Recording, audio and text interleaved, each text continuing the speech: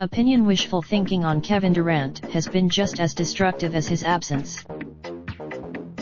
Durant may be out of sight, but in many ways, he's been omnipresent during these finals against Toronto, with another round of smoke signals coming Sunday that could send them into an off-season of uncertainty. At this point in the series, with the Warriors down 3-1, there's nothing to lose for either the team or Durant's brand if he comes back now, even if he's significantly less than 100%. Nobody will blame, makes you think. Kyle Lowry. But when we look back on this series and analyze how we got here, it's too simplistic to pin it all on their two-time Finals MVP being sidelined by a calf injury for more than a month.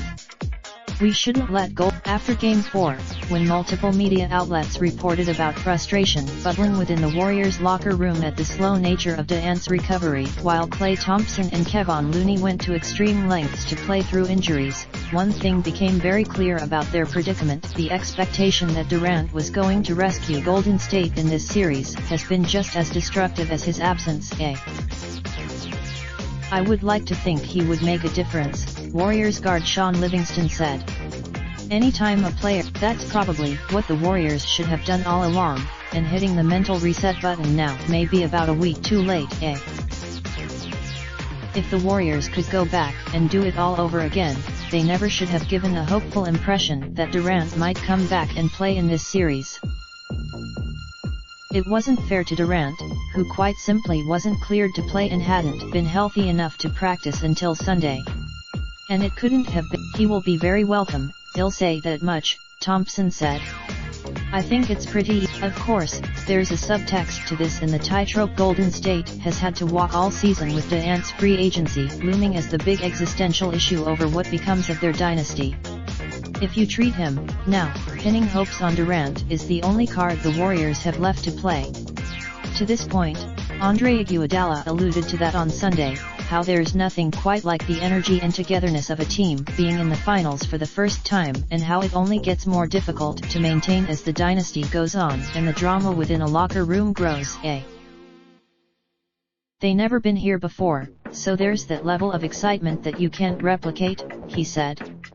Once you're there, maybe Durant, who was spotted entering and exiting the non-public portion of Golden State's practice Sunday, gives them a second wind. More realistically, asking someone who hasn't played or done significant basketball activity since May 8 to play at NBA Finals speed while being guarded by the world's best wing defender in Kawhi Leonard doesn't seem likely to be thing that turns around a series in which Toronto has been the better team for 14 of 16 quarters. It's just having another powerful weapon out there that can do some very dynamic things on the floor, Warriors guard Stephen Curry said. Well, be able to, but wishful thinking on Durant hasn't done much for Golden State's play so far, nor has it sped up the healing of a calf that stubbornly wasn't complying with the timetable of an NBA Finals. But at least Durant playing in Game 5 would finally bring clarity to this series. Either the underlying. This article originally appeared on USA Today. Related slideshow: 2019 NBA playoffs provided by Iman. Raindrop, drop top smoking, no cooking the hot bar. Fucking on your bitch, yeah, that. Looking up, open the park.